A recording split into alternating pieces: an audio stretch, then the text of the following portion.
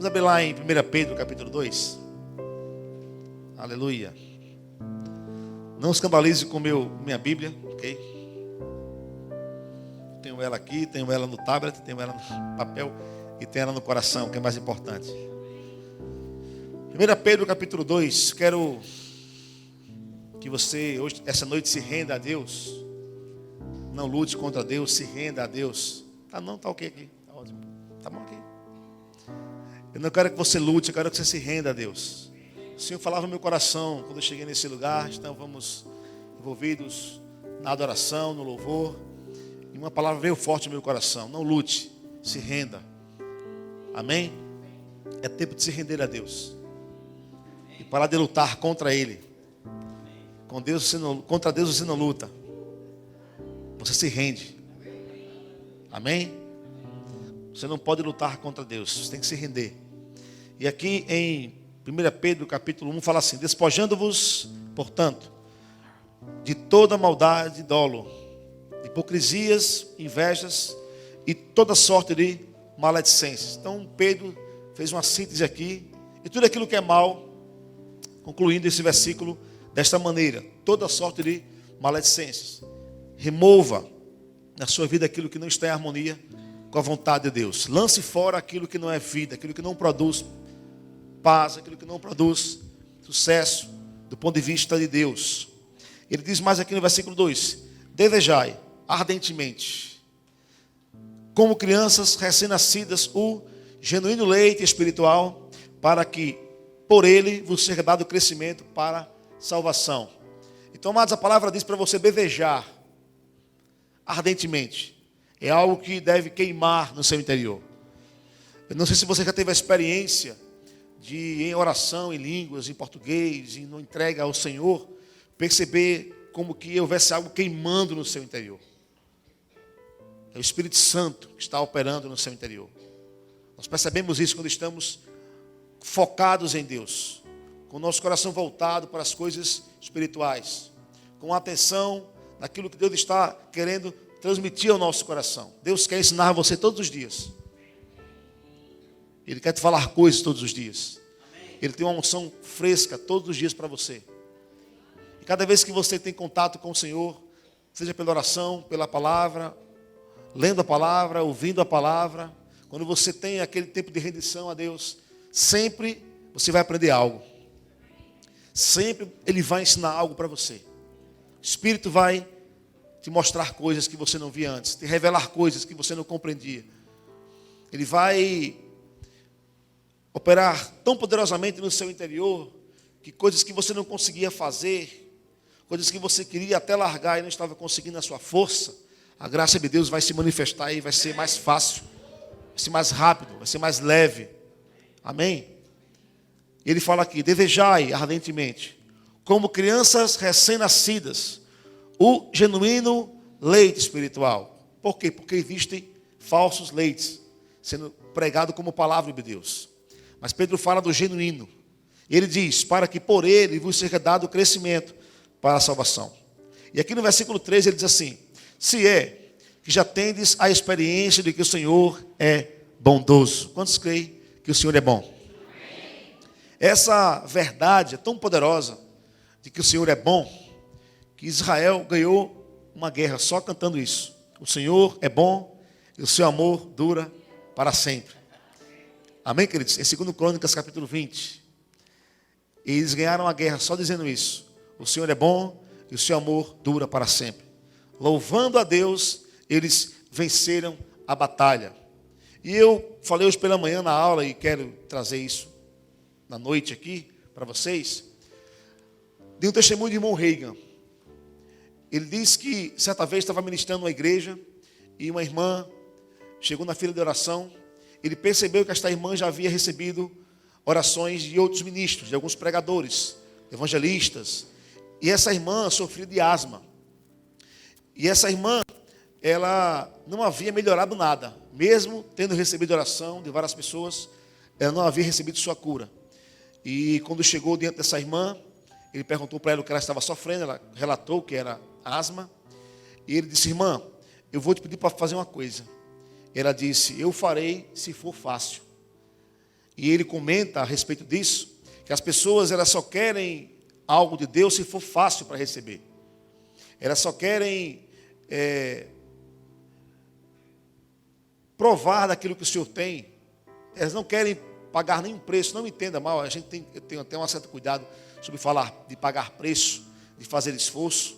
Eu não estou dizendo para você fazer esforço no que diz respeito à salvação, mas a Bíblia nos manda, amados, observar a palavra de Deus, e várias passagens falam sobre isso, sobre usarmos nossa fé, levantarmos a voz, levantarmos um louvor a Deus, desenvolvermos com as coisas do Espírito, para que a nossa percepção espiritual seja aguçada.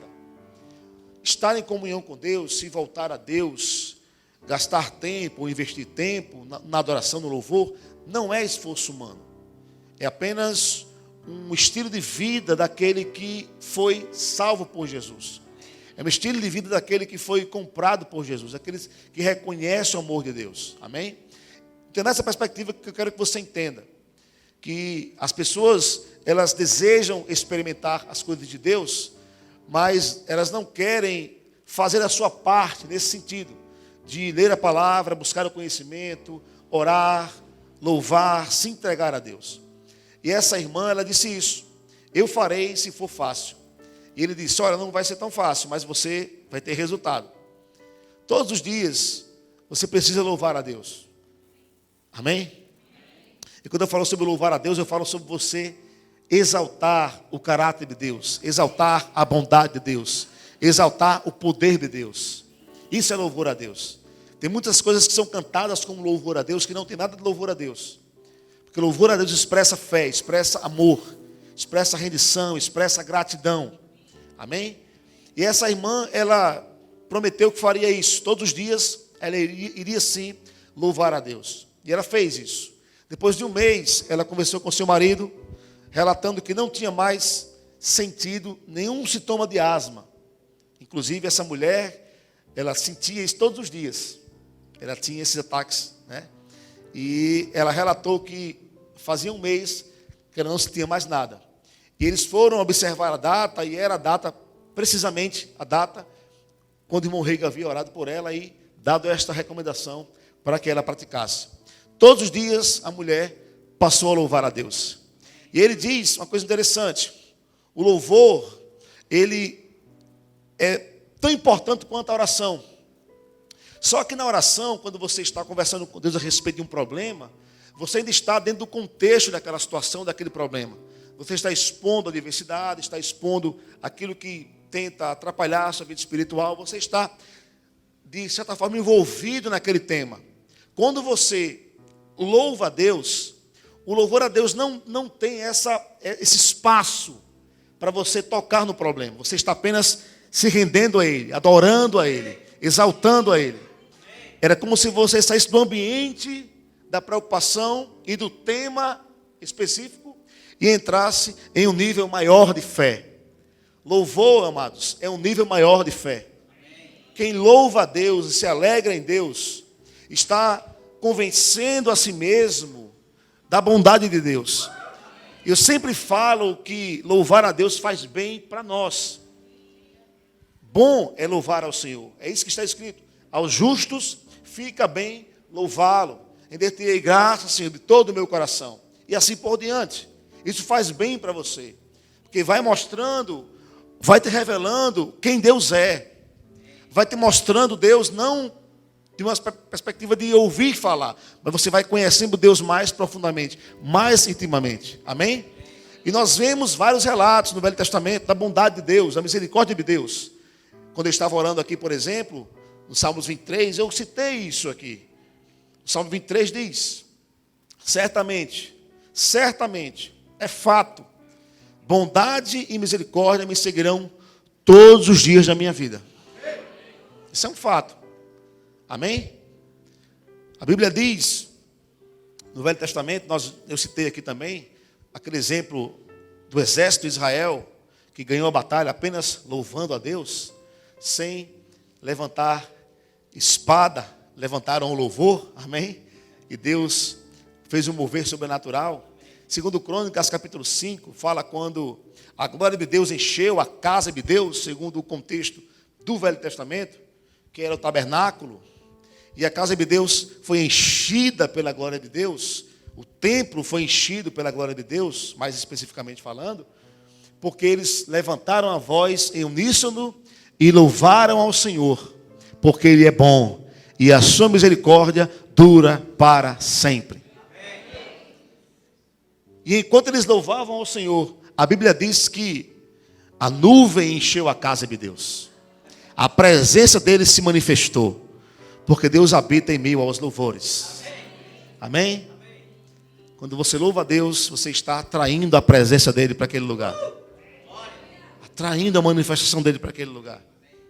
Porque você está se desvencilhando de qualquer coisa que desfoque, qualquer coisa que roube a sua atenção.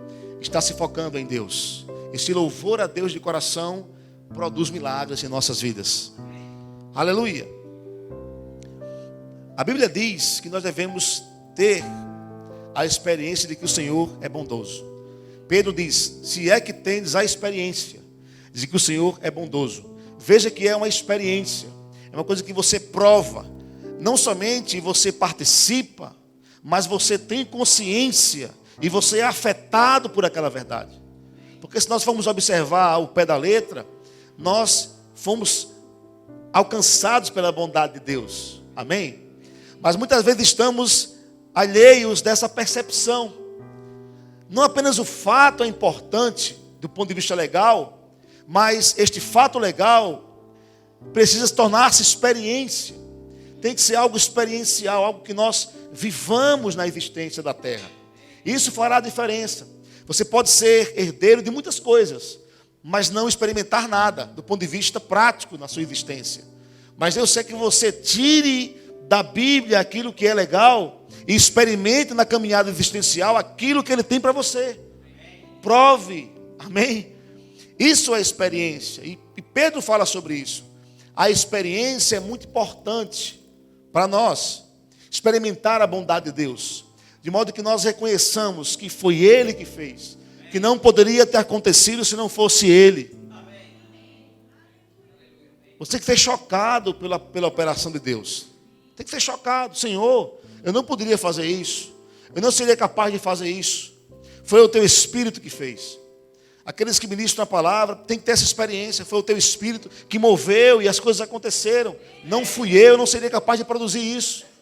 Eu não tenho essa capacidade natural. Foi a graça, foi a operação do Espírito. Aleluia. Louvado seja Deus por isso. E Pedro fala dessa experiência, de que o Senhor é bondoso. Nós temos que ter esta experiência. E eu quero que você abra comigo em Salmos capítulo 34, por favor. Bendirei ao Senhor em todo o tempo. Quanto tempo? Em todo o tempo. Amém. O seu louvor estará sempre nos meus lábios. Os humildes ouvirão e se alegrarão. Quando você tem um espírito de rendição, de adoração a Deus, aquilo vai afetar as pessoas que estão à sua volta. A unção que está sobre ti vai transbordar e vai alcançar os outros. É algo contagiante. Amém? Ele fala aqui no versículo 3. Engrandecei o Senhor comigo, a todos a um, exaltemos o seu nome. Vamos pular para o versículo 8. Eu quero mais especificamente falar sobre ele. Provai e vede que o Senhor é bom. Diga ao seu vizinho, prove e veja que o Senhor é bom. Veja que nós somos convidados a uma experiência. Prove e veja. Não é só algo do ponto de vista legal. Eu fui abençoado, glória a Deus. Eu fui alcançado pelo amor de Deus, glória a Deus. Mas a sua vida deve expressar esta verdade. Você não está expressando essa verdade se você vive uma vida preocupada, ansiosa, tensa, debaixo de opressão. Você não está experimentando esta verdade na sua vida. Isso tem que ser carne, tem que virar carne, tem que parar de ser papel e tinta e ser espírito e vida em você. Amém? Prove e veja. Quando você tem a experiência da bondade de Deus, e essa experiência nós a temos todos os dias, em tudo o que fazemos, reconhecemos a operação de Deus, enxergamos, temos essa percepção espiritual exercitada, aperfeiçoada, porque tem crentes, irmãos, que se o Senhor se manifestasse aqui, fantasiado de Carmen Miranda, ele não conseguia ver o Senhor ainda. Então, desacostumado às coisas de Deus. Nós temos que estar exercitados nas coisas espirituais, porque dessa forma, ao falar conosco, ao se manifestar para nós, nós perceberemos prontamente e seremos gratos a Deus por isso. Isso vai afetando a nossa caminhada, vai afetando a nossa existência, vai criando raiz em nós. Provai e vede. É um convite. Deus é real. Deus não é invenção da mente humana. Deus é real. Ele diz: prove e veja. Deus não tem receio de manifestar-se. Pelo contrário, Ele tem desejo. E Ele diz: prove e veja que o Senhor é bom. Ele conclui nesse versículo, ao mesmo tempo em que Ele nos mostra a maneira pela qual iremos provar e ver que o Senhor é bom. Ele diz: bem-aventurado o homem que nele se refugia.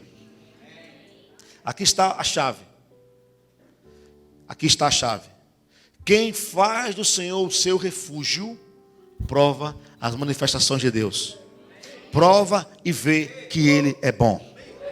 Eis aí a frase: não lute, se renda. Se refugie em Deus. Não deixe que nada à sua volta roube a sua atenção. Não deixe que nenhuma circunstância, problema, preocupação, compromisso, seja lá o que for, destrua esse relacionamento, atrapalhe essa intimidade, tire a sua percepção. Bem-aventurado, abençoado, mais que feliz, é o homem que nele se refugia. Amém? Ou seja, você faz do Senhor o seu refúgio. Você faz do Senhor a sua habitação. Você faz do Senhor a sua morada. Está em harmonia plena com o Salmo 91. Aquele que habita no esconderijo do Altíssimo. Amém? A sombra do Onipotente descansará. Há um tempo atrás eu creio que falei sobre o Salmo 91 aqui em uma ministração. E a Bíblia diz que aquele que habita, amados, descansa, não luta. Quem é aquele que habita? É aquele que mantém uma constante comunhão com o Senhor. Aquele que mantém uma íntima comunhão com Deus. Aquele que reconhece o Senhor em todos os seus caminhos. É aquele que não deixa que a preocupação ocupe o lugar de Deus na sua vida. É aquele que, ao ser surpreendido com a calamidade, ele diz: Senhor, eu confio em Ti. Tu és meu refúgio. Tu és meu baluarte. Tu és meu Deus em quem confio. É quando você reconhece que em si mesmo não tem forças, não é capaz de superar nenhuma calamidade. Mas Deus em você, sim. É a diferença. Não eu, é Deus em mim. Não é minha glória, é para a glória dele. Ele faz, ele opera. Não por mim mesmo, mas ele que faz. Tu és meu refúgio, Senhor. Quando você fala isso para Deus, você está tornando Ele o seu refúgio. E eu disse aqui um tempo atrás e repito: Deus se torna para você aquilo que você declara que Ele é. Deus se manifesta para você de acordo com a sua fé, de acordo com a sua declaração. Quando você fala: Tu és meu refúgio, Tu és meu baluarte, Tu és meu Deus em quem confio, Ele vai se manifestar para você com essa cara. Me permita usar essa expressão. Desta forma, Ele vai se manifestar para você te protegendo, porque você fez dele o seu refúgio. Amém? O salmista experimenta essa proteção, é isso que ele fala, do começo ao fim. Mas no versículo 10 do Salmo 91, a Bíblia diz que 1000 cairão ao nosso lado, mas nós não seremos atingidos. Mas ele diz Porque disseste. Essa afirmação que está lá. Pois disseste, o Senhor é o meu refúgio. Fizeste do Altíssimo a tua morada. Você disse, o Senhor é o meu refúgio. Amém? Olha aí. Porquanto fizeste o Senhor o teu refúgio. Fizeste o Senhor do teu refúgio e do Altíssimo a tua morada. A minha versão diz, pois disseste, o Senhor é o meu refúgio. Fizeste do Altíssimo a tua morada. Veja que essa expressão de fé, essa declaração de fé e de louvor a Deus, torna-o aquilo que nós estamos cantando. Por isso que a palavra diz que ele é nossa canção. Nós cantamos. Fizeste do Altíssimo a tua morada. Aleluia. E diz, nenhum mal te acontecerá. Praga nenhuma chegará à tua tenda. Porque você está fazendo dele a sua morada. Pode ser que um exército se acampe contra você. Mas se o Senhor é a tua morada, você não vai ter medo. Amém? É isso que fala o Salmos 27. O Senhor é a força da minha vida. A quem temerei? Amém, amados? O Senhor é a força da minha vida. De quem terei medo? Quando os meus inimigos se levantam contra mim, eles é quem tropeçam e caem. Ainda que o exército se acampe contra mim, não se atemorizará o meu coração, porque o Senhor está comigo. Amém, amados? Ainda que eu ande pelo vale da sombra da morte, não temerei a mal nenhum. Salmos 23 diz isso. Porque tu estás comigo. A tua vara e teu cajado me consolam. Eu não tenho medo. Estou seguro em ti. Mas é importante fazer dele a sua habitação, a sua morada. Não lutar contra Deus, mas se render e experimentar o descanso que ele tem para você. O apóstolo Paulo fala em Hebreus capítulo 4, que nós os que cremos. Nós os que cremos. Fazemos o que? Entramos no descanso. Há um descanso para o povo de Deus. Você é povo de Deus? Então há descanso para você. O que habita no esconderijo do Altíssimo, a sombra do Onipotente, descansará. Aleluia. O Senhor é meu pastor, nada me faltará. Deitar-me faz em pastos verdejantes. Guia-me para águas de descanso.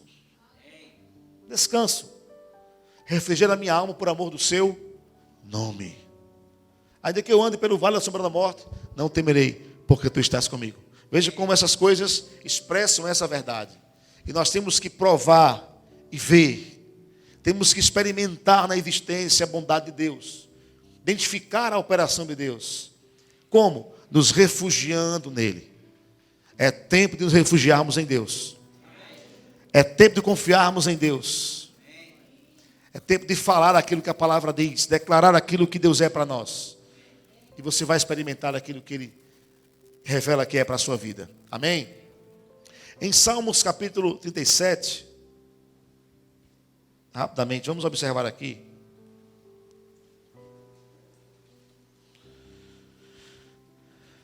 Versículo 3, fala assim: confia no Senhor e faz o bem, habita na terra e alimenta-te da verdade.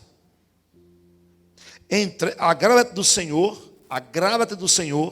e Ele satisfará os desejos do teu coração. Olha que interessante. Agrada-te do Senhor. Não é agrada ao Senhor. Temos que agradar ao Senhor, claro. Mas esse versículo diz: agrada-te dele. Ele é o seu prazer. Eu pergunto, ele é o seu prazer? Ele tem sido o seu prazer? Ele tem sido a sua canção, a sua oração? Você tem tido prazer no Senhor? Ou outras coisas estão ocupando esse lugar de prazer? Você tem prazer na palavra de Deus? O que a palavra diz lá em Salmos capítulo 1. Antes, seu prazer está na lei do Senhor. Seu prazer tem que estar no lugar certo. Não nas coisas que produzem morte, mas naquilo que traz vida. O seu prazer tem que estar nele, meu irmão. Aleluia. Deus tem que ser o seu prazer. Amém? Agrada do Senhor e Ele satisfará os desejos do teu coração. Confia o teu caminho ao Senhor. Entrega, o teu caminho ao Senhor. Confia nele. Diga ao seu vizinho, confia nele. Você confia em Deus mesmo? Ou você fala que confia? E na hora que vem um problema você se desespera. Você se atormenta, você tem medo.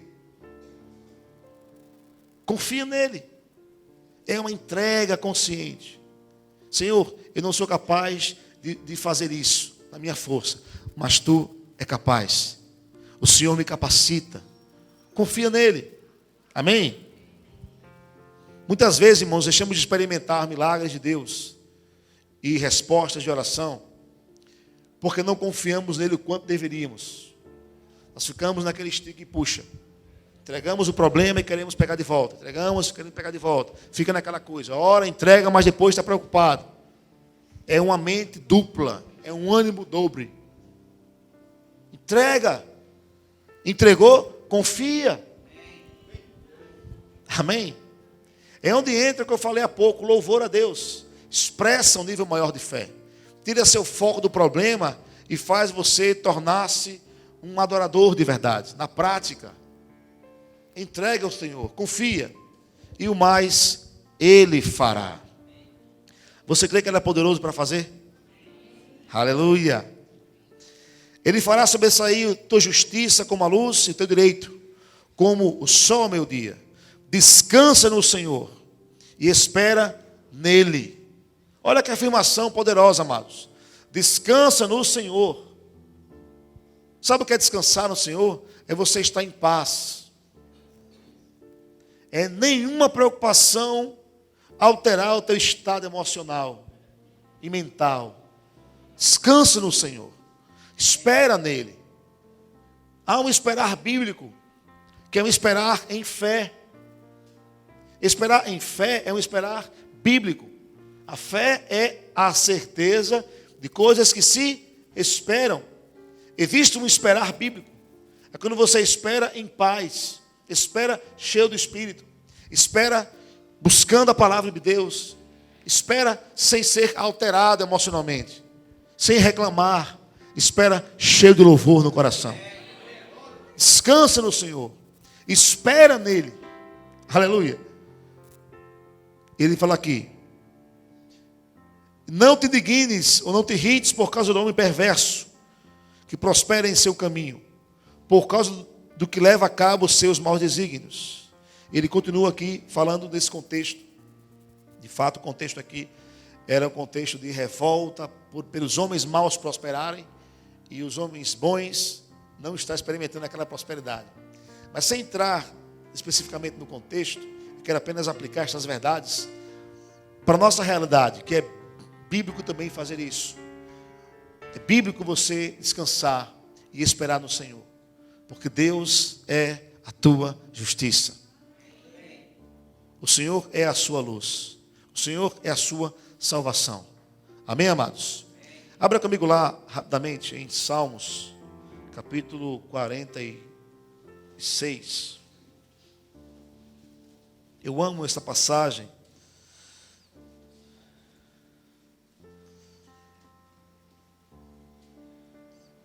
Olha que coisa linda esse texto aqui para nós. Amém? Nós lemos há pouco em Salmos 34, versículo 8.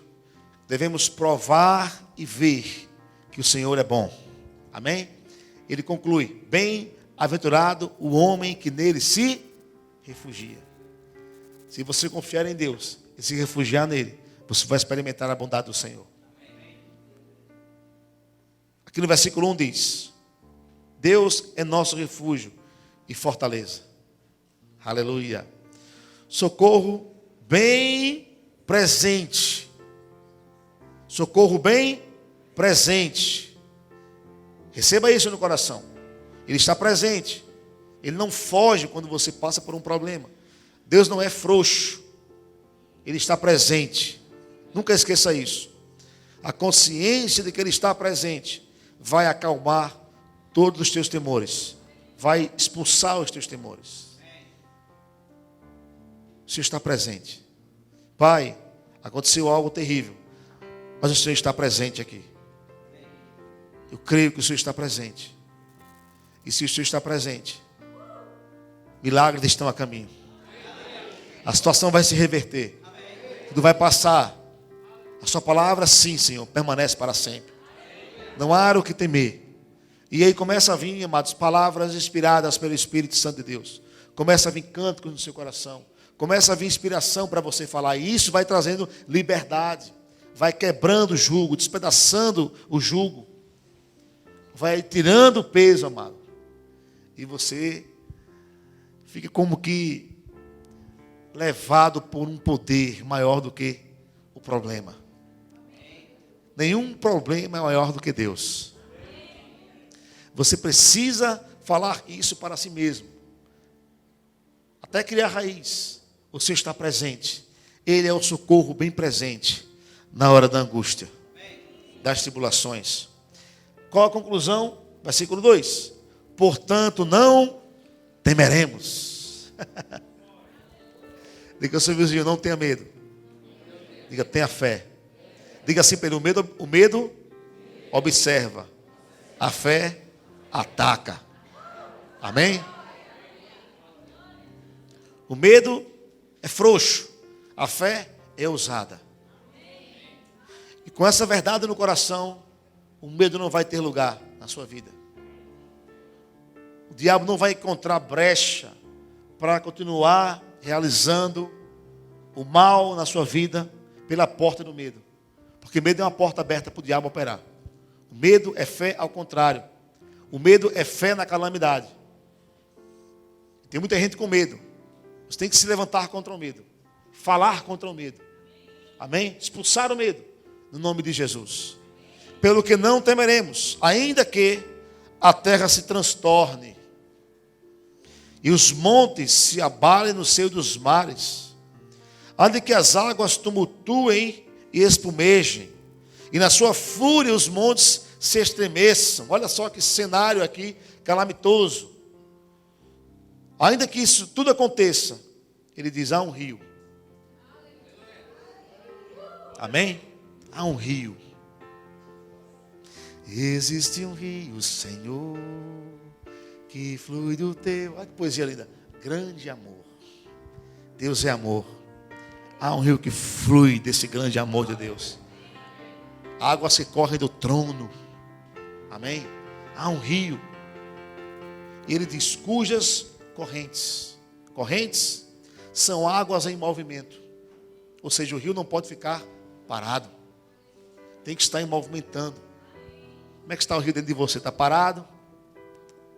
Ou está em movimento? Amém? Nós temos que movimentar o rio. As correntes do rio. As águas em movimento. E essa movimentação acontece quando você começa a falar, a se encher com o Espírito Santo, a cantar, a orar em outras línguas, a orar em português, inspirado pelo Espírito Santo. Sabe que nós temos que aprender a orar em português? A oração em português tem tanto poder quanto a oração em línguas. Só que nós temos que aprender a orar em português pelo Espírito. Essa é a diferença. Quando você ora em português pelo Espírito, pela inspiração do Espírito, cada palavra é como flecha. São precisas. Amém? E vão te erguendo a um nível maior de percepção espiritual, de revelação em Deus. Elas fluem como profecia. Elas exortam, elas edificam, elas consolam. Você mesmo. Quando você começa a falar em português inspirado pelo Espírito Santo, isso pode ser uma profecia em operação. O dom de profecia em operação. Que vai te levar a um nível maior em Deus. Aleluia. Quando você faz isso, ora em línguas, louva, canta, o rio está se movimentando. Como está o rio dentro de você? Pergunta ao seu vizinho, como é que está o rio aí? Ah, pastor, está só, né? Alguns falam da sua graça, né? O Espírito Santo bateu asas e voou. A Bíblia fala para sermos fervorosos de espírito. Você tem que ferver por dentro. Se você não está fervendo por dentro, você não está ainda no início do processo que Deus tem para você. É o início do processo. Ferver no espírito é o início de uma jornada de mergulho profundo nas coisas de Deus. Não é a aguinha só nos tornozelos. É você entrando mais e mais. Amém? Enquanto a água está no tornozelo, você tem controle da situação. Enquanto está na cintura também. Mas quando passa dos ombros, quando você não consegue mais tocar o chão, o poder é que te leva. Amém? Deus é que leva você. Você perde o controle. E o poder vai te conduzindo mais profundo, mais profundo. Há um rio cujas correntes alegram a cidade de Deus. Amados, há uma relação muito forte entre o Espírito Santo e a alegria. Várias passagens falam sobre isso. Os discípulos transbordavam de alegria e do Espírito Santo. Alegria, amado. O rio alegra. A alegria é tua força. A alegria destrói a frieza, a indisposição. A alegria afugenta o medo. O diabo não suporta um crente alegre. É por isso que alguém alegre vai fazer o quê? Cantar louvores a Deus. Está triste? Ore. Está alegre? Cante louvores. Amém? Você vai ser um crente movido pela alegria, pelos louvores a Deus. O seu ambiente vai ser um ambiente sobrenatural. O seu habitat vai ser um habitat divino. Aleluia. Você vai tendo percepção maior das coisas espirituais. Você vai entendendo coisas que você não entendia antes, coisas que você sabia, até do ponto de vista da informação, mas que não era uma revelação impactante, que provoca uma transformação no rumo da sua caminhada existencial. E aquilo vai impactando você, porque vai sendo impregnado no seu espírito. Coisas que você talvez nem saiba explicar, mas que você vive por dentro, porque aquilo é uma realidade que vai tomando conta de você. Há um rio, meu irmão, cujas correntes alegram a cidade de Deus. Qual é a cidade de Deus? Nós somos a cidade de Deus. Esse corpo de crentes é a cidade de Deus.